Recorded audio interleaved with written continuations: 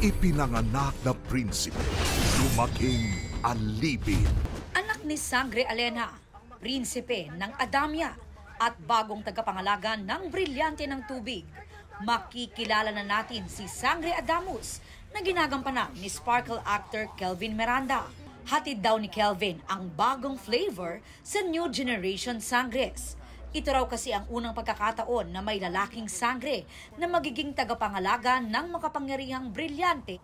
Hindi lang siya nababase kung sino ka, kung ano yung klase ng pagkatao mo. Lahat ay may karapatan para maging tagapangalaga. So, base sa iyong dedikasyon, laman ng puso at saka paniniwala. Kayo ang tunay na masasama!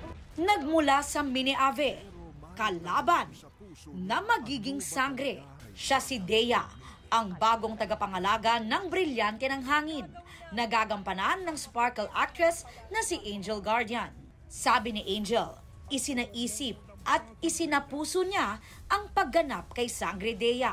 Masasabi kong matapang ako, pero hindi ko masasabing kasing tapang ako ni Dea, and I aspire na maging ganon katapang one day. Thankful si Angel na nabigyan ng pagkakataon na mapasama sa new gen of Sangres.